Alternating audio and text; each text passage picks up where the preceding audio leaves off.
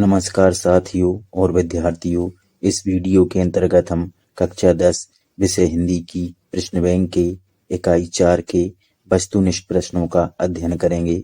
तो आइए शुरू करते हैं। इकाई क्रमांक 4 वस्तुनिष्ठ प्रश्न। प्रश्न नंबर 1, सही विकल्प का चयन कर लिखिए। प्रत्येक प्रश्न एक एक अंक का है। पहला, त्रिनेत्र में समास है, तो त्रिनेत्र में बहुव्रीहि समास है, लेकिन आपकी जो उत्तर माला है उसमें द्विगु समास दिया है, जबकि इसका सही उत्तर बहुव्रीहि समास है, क्योंकि त्रिनेत्र का तीसरा ही अर्थ निकल रहा है। 3 नेत्र हैं जिसके अर्थात शिव, तो इसमें बहुव्रीहि समास इसका सही उत्तर होगा। अगला दूसरा प्रश्न, चिकित्सालय का समास विग्रह होगा, तो चिकित्सालय का समास विग्रह होगा चिकित्सा का आलय।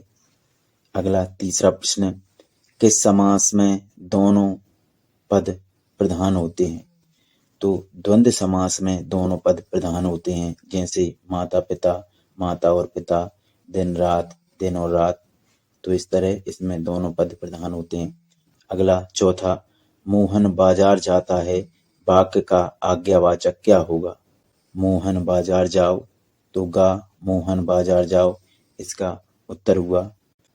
इसी प्रकार पांचवा प्रश्न है, लड़कियां नाच रही होंगी वाक्य है, तो यह वाक्य कर्म वाच्य है, क्योंकि इसमें कर्म की प्रधानता बताई गई है, तो का कर्म वाच्य इसका उत्तर होगा।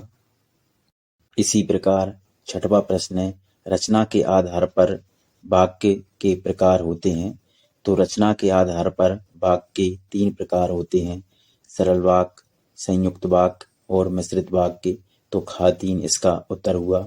अगला 7वां प्रश्न, ईश्वर में विश्वास करने वाले को कहा जाता है, तो जो ईश्वर में विश्वास करता है उसे आस्तिक कहा जाता है, तो खा आस्तिक इसका उत्तर हुआ।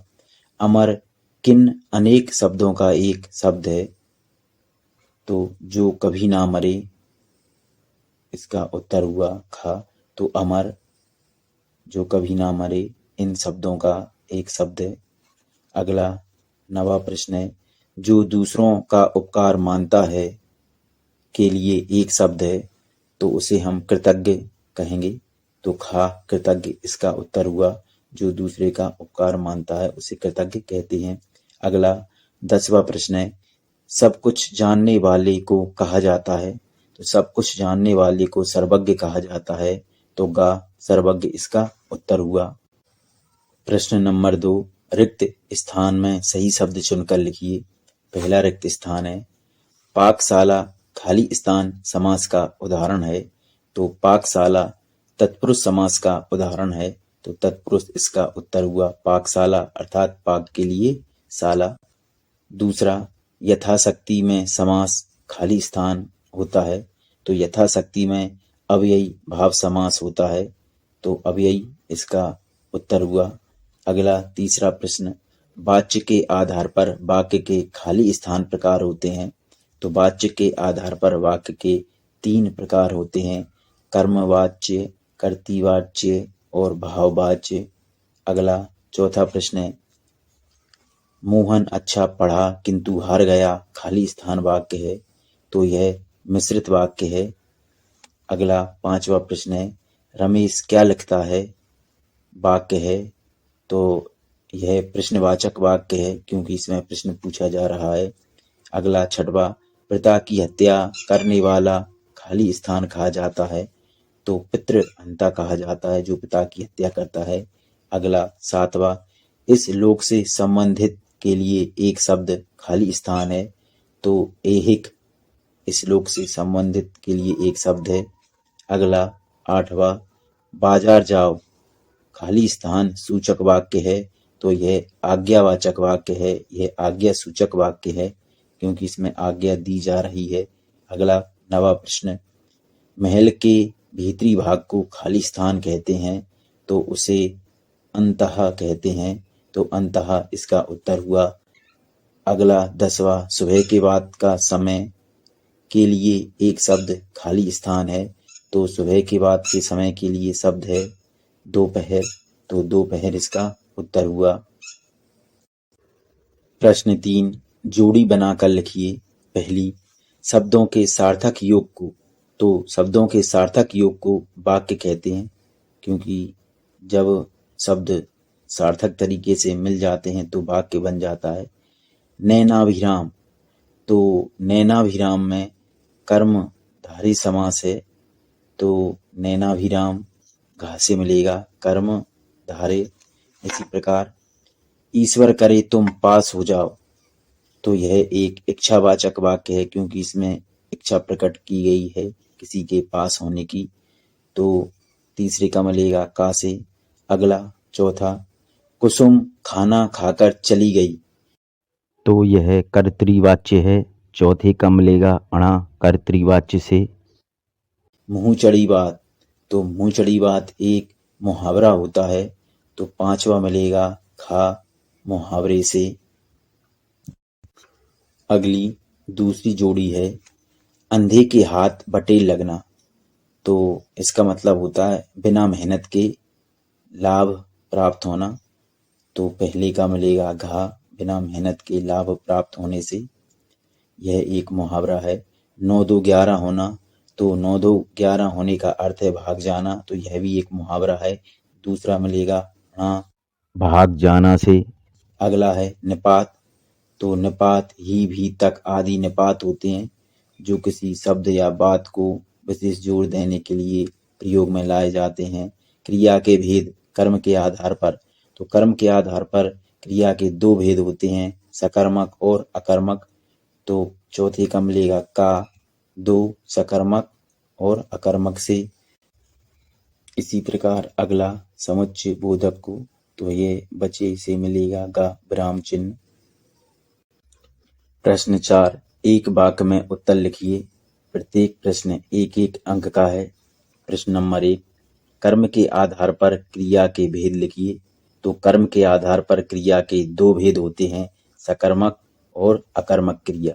सकर्मक क्रिया जिसमें कर्म होता है और अकर्मक क्रिया जिसमें कर्म नहीं होता।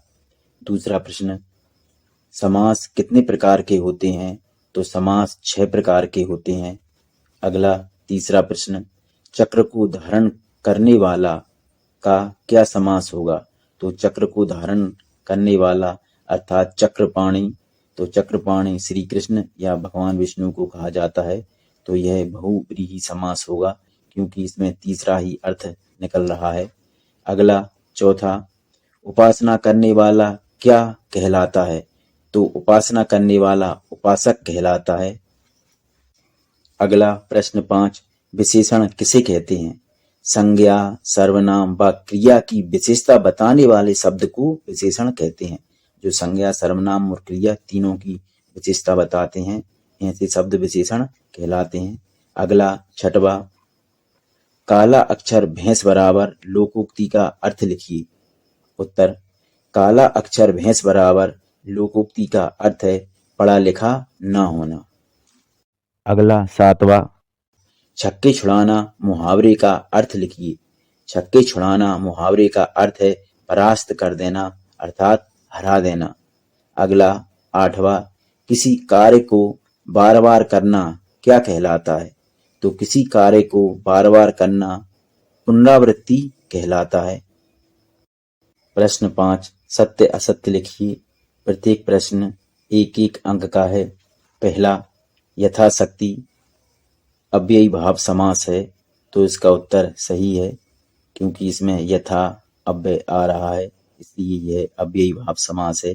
पंचानन में द्वंद्व समास है, तो इसका उत्तर गलत है, यह बहुव्रीहि समास है। पंचानन अर्थात 5 सिरों वाला अर्थात शिव। इसी प्रकार अगला प्रश्न है तीसरा, मधुरस में कर्मधारय समास है, तो इसका उत्तर सत्य है, मधुरस में कर्मधारय समास ही है। अगला चौथा प्रश्न, पुरुषों में उत्तम पुरुषोत्तम कहलाता है, तो इसका उत्तर सत्य है। अगला पांचवा प्रश्न, रात दिन द्विगु समास का उदाहरण है, तो इसका उत्तर गलत है, यह द्वंद्व समास का उदाहरण है, क्योंकि इसमें कोई संख्या वाचक पहला पद नहीं है। अगला छठवा, एक ही स्थान पर टिके रहने के लिए यायावर शब्द आता है, तो इसका उत्तर गलत है, क्योंकि यायावर शब्द का मतलब तो होता है घूमने फिरने वाला। प्रश्न नंबर 7, जिसकी एक आंख हो अंधा कहलाता है, तो इसका उत्तर भी गलत है, क्योंकि एक आंख वाला काना कहलाता है। अगला 8वां प्रश्न, अर्थ के आधार पर वाक्य के 9 प्रकार होते हैं, तो इसका उत्तर गलत है, क्योंकि अर्थ के आधार पर वाक्य के 8 प्रकार होते हैं। अगला 9वां प्रश्न, सिद्धार्थ स्वस्थ है विधिवाचक वाक्य है, तो इसका उत्तर सत्य है।